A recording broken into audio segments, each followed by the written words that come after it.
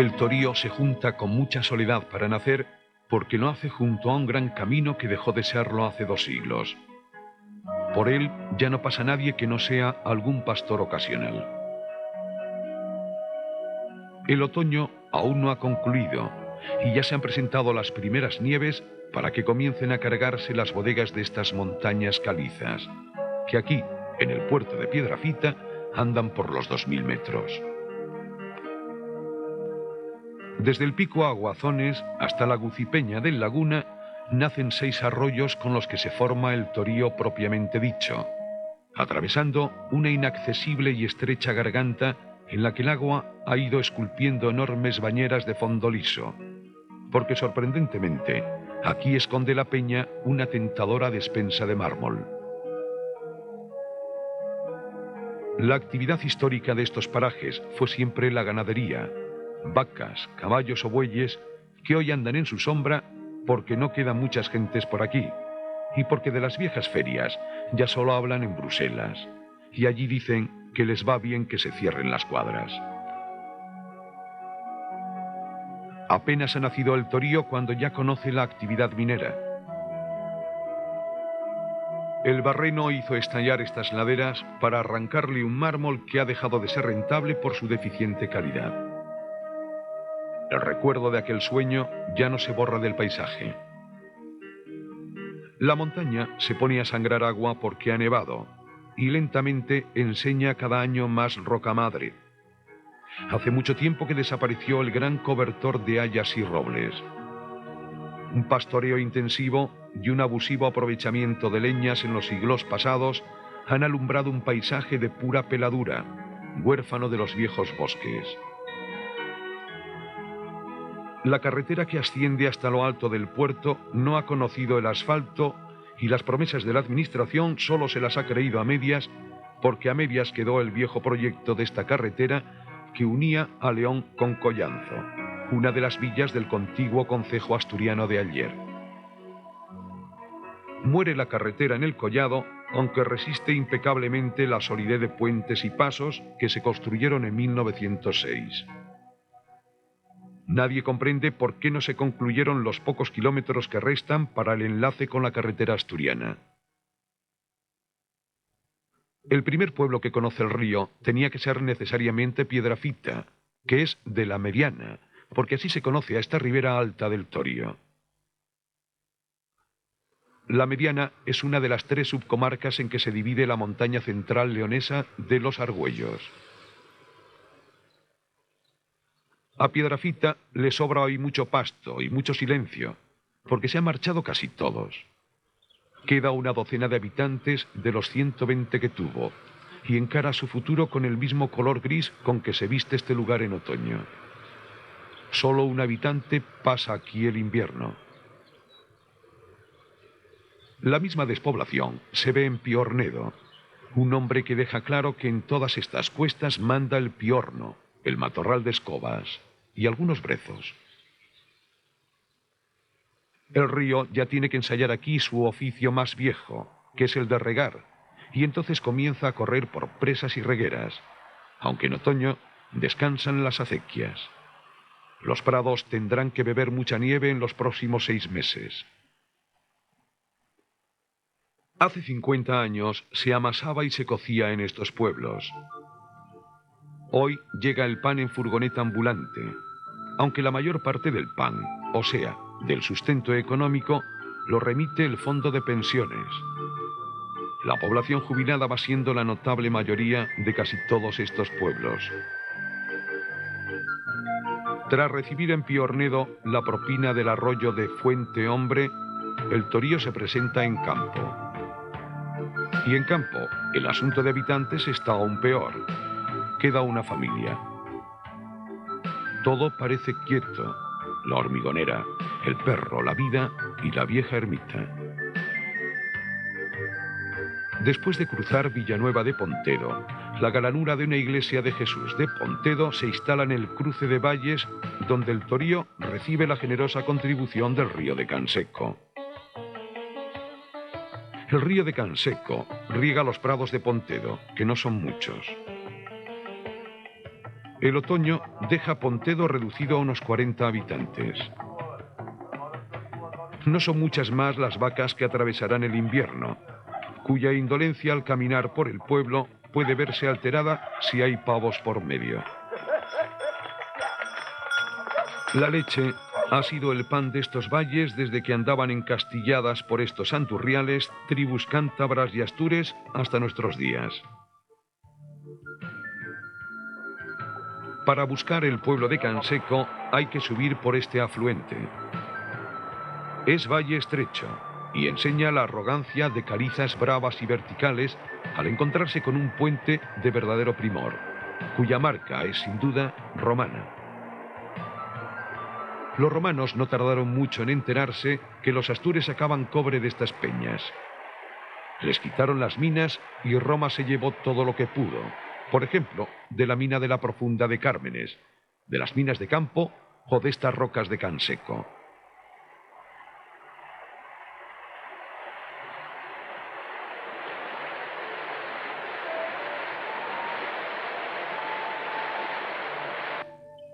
El valle es recolecto, menudo, y en otoño es silencio verde y mullido.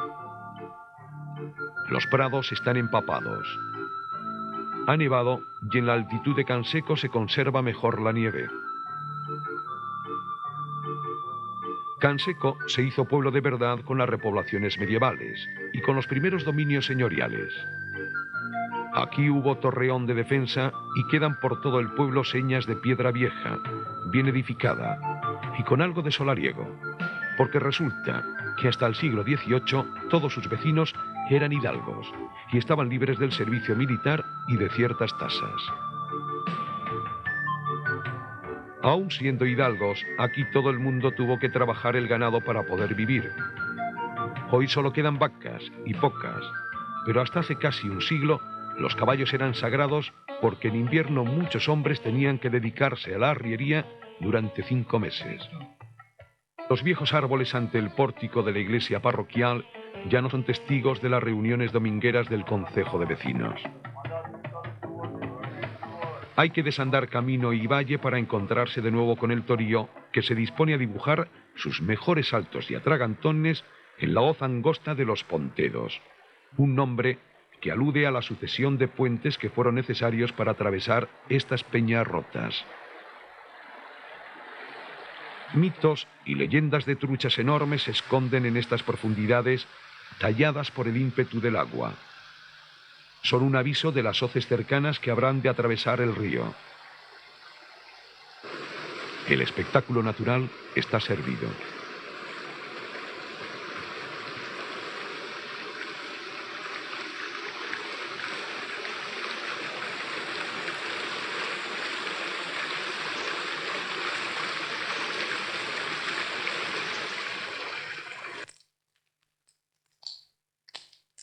A pocos pasos, después de alguna escombrera y vertedero que mete sus pies guarros en el mismo río, el torío cruza el extenso praderío de Cármenes, donde las montañas se abren para fabricar una olla luminosa.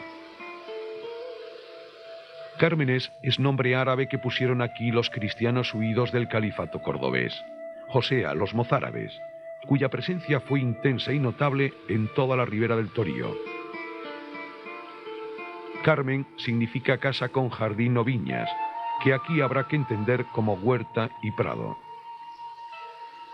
Pero su historia es más vieja y está ligada a la minería del cobre. Aquí han aparecido hachas de la Edad de Bronce. También apareció una lápida funeraria en Gran Canto de Río, perteneciente a la estirpe de los Biancios, unos indígenas romanizados del siglo III. Cármenes, como villa que es, llegó a tener casi 400 habitantes y hoy no alcanza los 200.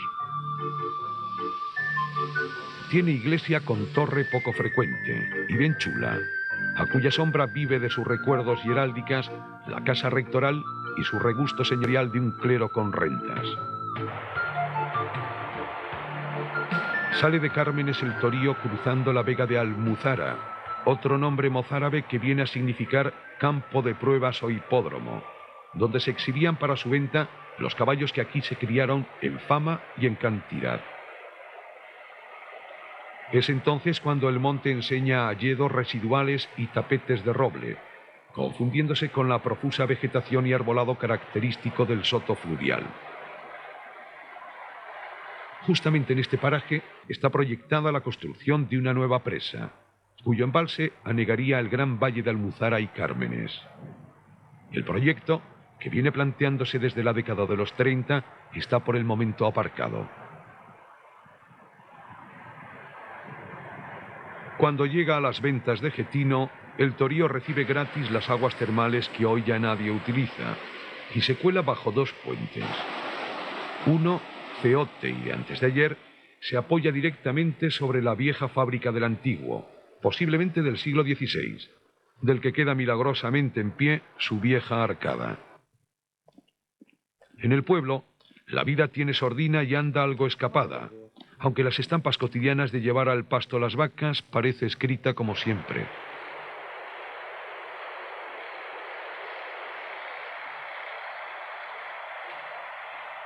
Otros 2 pasos más y el Torío se planta en Felmín, que es pueblo muy ameno, con 2 valles a la vista, con ejemplos singulares de casa popular bien ensillada. El otoño y sus 30 habitantes no enseñan la animación del verano. Porque desde Felmín se inicia la subida a otro pueblo de renombre, Valporquero. La carretera tiene su vértigo, pero el paisaje compensa el susto.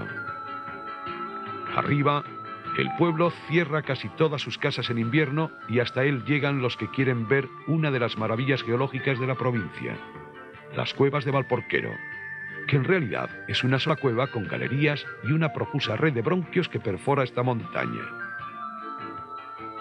Las cuevas están cerradas desde octubre a mayo, y entonces lo que corresponde es colarse entre avellanos y algunas hayas que pueblan sus alrededores. Merendar aquí es todo un privilegio. Abajo, el Torío baja crecido con el deshielo otoñal. Son aguas turbias de tierras más que de vertidos de todos estos pueblos que carecen del sistema de depuración, pero escasean de población y de volumen residual. En verano, con aguas cortas, es otra cosa.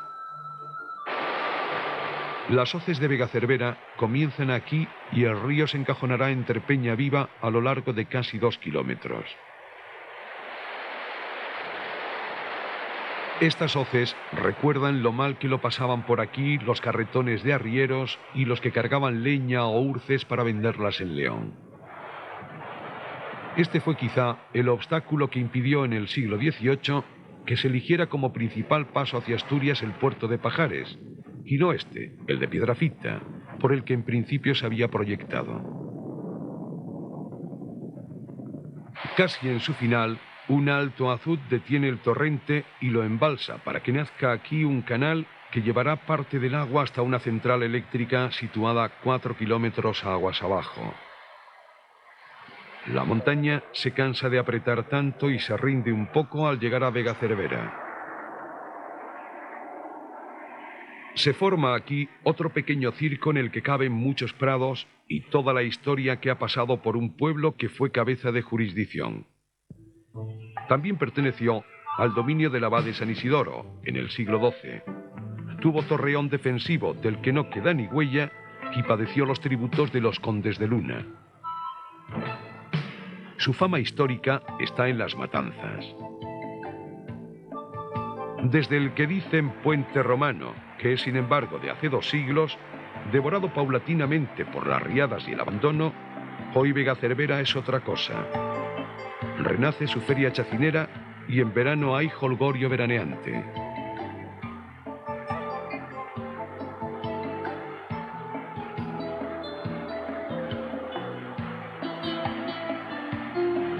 Al igual que el puente de Vegacervera, el de Serrilla está tan avasallado por la dejadez que pocos recuerdan que el ensillamiento pudo ser romano, pero que sus piedras son del siglo XIV seguramente, aunque tiene parcheos de todos los siglos. Tiene 3 ojos y un orgullo que le impide caerse del todo. En Serrilla se deja bien claro que aquí comienza la cuenca hullera de Matallana, y a uno y otro lado del río nacen caminos que enseñan el rastro negro de las minas.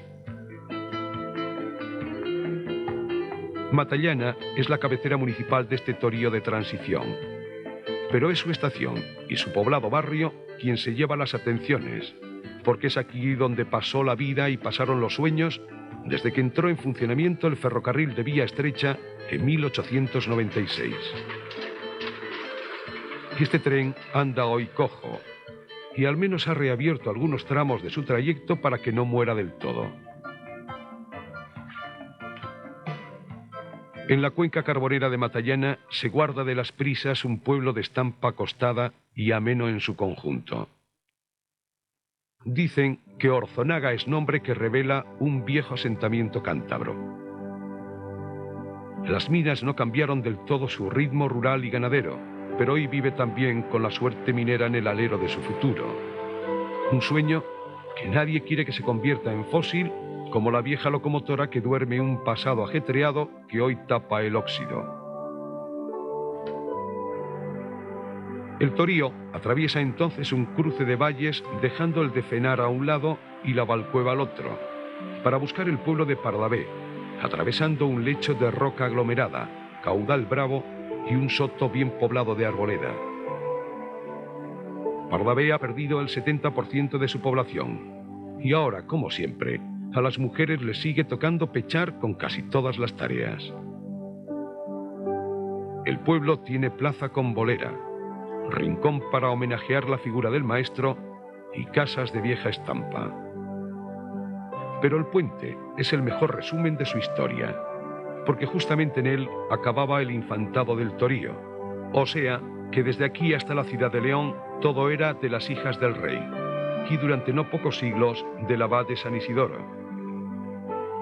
Pudo tener base romana, pero todo él es del siglo XVI y desde entonces ha aguantado gentes y tránsitos sin estornudar. Está entero. A partir de Pardavé, el Torío ve multiplicados los prados y huertas que tiene que regar. Las presas y acequias comienzan a robarle un caudal que en verano se hace especialmente exiguo y en ocasiones casi inexistente.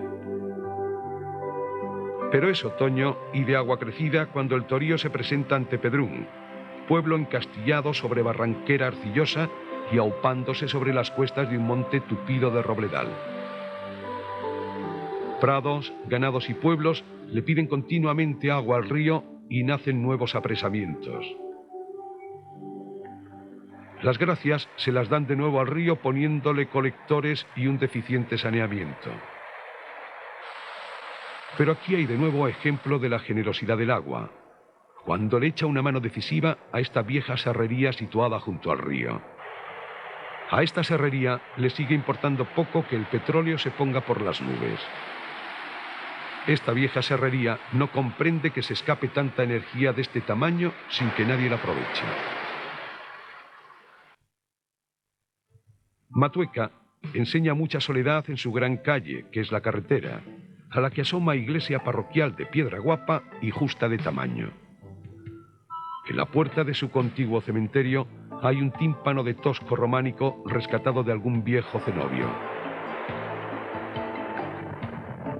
Garrafe es la capital municipal de este Torío ribereño, que ahora ensancha su vega. Ha perdido población propia, pero ha ganado en residentes de verano y en nuevas casas y chalets que desde aquí hasta León se irán entremezclando en el paisaje agrario sin una especial ordenación de estos territorios. El río continúa por su lecho de gran pedrera, pero también lo hace en parte por las presas, porque quiere conocer todos los numerosos molinos que ha habido en esta ribera. En la otra margen del río han quedado dos pueblos de vocación para todas las gentes de esta ribera, Manzaneda y Ruiforco. Manzaneda, como Pedrún, se ha subido al pequeño alto de un cuesto para estar mejor a la solana, y a poco más de 1 kilómetro esconde un paraje mágico para la fe de esta ribera, y para que lo eligieran unos monjes que fundaron aquí un cenobio en el siglo X, cuya iglesia románica acabaría siendo santuario reconstruido en el siglo XVI. El rincón está abrigado por el monte, por acacias arboladas y por una pradera que cada tercer lunes de septiembre es pura romería.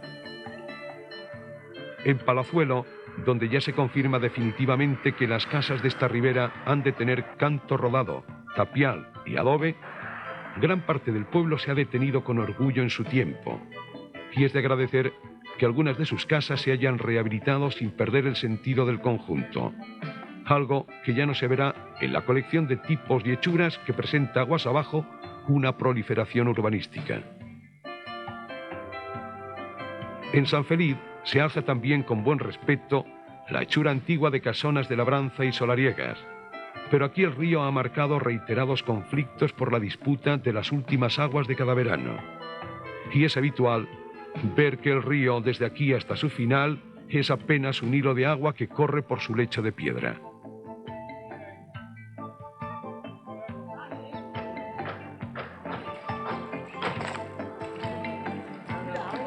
El abrevadero algo piscinero se demuestra como el concejo diario al que acuden ganados y gentes. A la vista está todavía la montaña y la tentación de colarse en ella, cuando el Torío se presenta en Villanueva del Árbol, calmadas ya sus aguas porque barrunta en el final, y sin tantas prisas como las ovejas cuando se lanzan a la pradera de otoño. Villanueva tiene casona de tapial con empaque ribereño y están trazadas con amplitud sus calles para que en medio quepa muy a gusto la iglesia parroquial. Enfrente, desde las cuestas y cárcavas, el Torío se explaya a gusto por el soto de su última vega. A la vista aparecen Robledo de Torío, Villaquilambre al fondo, Villarrodrigo de las Regueras o Villamoros. Otro nombre confuso que no se refiere a moros musulmanes, sino a los numerosos mozárabes que repoblaron esta ribera. De su memoria quedan nombres y despoblados desaparecidos, como Villazulema, Villajabibi y tantos más. El Torío ve ya muy cerca su final cuando en Villaobispo de las Regueras le abrevian el ancho soto de Pedreras y le anuncian que entra en un territorio urbano. Las cigüeñas de Villaobispo, que han elegido una de las iglesias más guapas por su rusticidad, ya no comen en los charcales que han desaparecido a su vera, y cada mañana largan vuelo hasta el lejano vertedero, donde se ponen moradas de casi todo. Para conocer León, el río se colaba en la ciudad por dos presas. La Vieja, que recorría el flanco del este regando prados de la Serna y el Ejido, y dando agua al barrio de curtidores de Santana. La otra presa, la de San Isidro, llevaba sus aguas hasta el arco de Santa Marina y de San Isidoro, porque su dueño era el abad y él permitía o no el uso de la misma. Con las aguas de su aljibe se nutrieron cañerías y fuentes. Y León tiene fuentes de buen dibujo y rango histórico. Para algunos, la más completa es la de San Marcelo, donde beben las palomas y se citan novios y jubilados cada tarde. Fue construida en 1786, como reza su cartela, por la salud pública y adorno de la ciudad, a costa del común de los vecinos. Quien busque regusto medieval lo tiene en el Caño Vadillo, al pie de la Torre de los Ponce. Quien quiera alarde barroco y clasicista verá que en la fuente de Neptuno se alegra el agua. Pero es la fuente de la Plaza del Grano o del Mercado la más emblemática, también del siglo XVIII. Sus dos angelotes quieren simbolizar los ríos de la ciudad, o sea, que a uno hay que llamarle Torío y al otro Bernesga. La fuente de San Isidoro forma conjunto con las anteriores y es hija de la afortunada obsesión que nació en el reinado de Carlos III. El Torío, tras dejar la Candamia y el creciente trasiego de una ciudad que crece hacia él, llega a Puente Castro, y allí se admira de otro puente bien chulo y casi impecable en su conservación. Existió aquí, aguas abajo, un puente romano del que no queda nada. Este que vemos comenzó siendo medieval, y mordido hasta su final por la riada, por lo que se construyó uno definitivamente en 1776. Tardó 4 años en acabarse y su estilo barroco no ha perdido gallardía. A la vista del cementerio y de un barullo urbano e industrial, el torío decide entonces morirse entregándose al susto de un bernesga que le aventaja en mucho en arrastres contaminantes. No es forma de morir para quien ha visto tanto paisaje y tanta historia.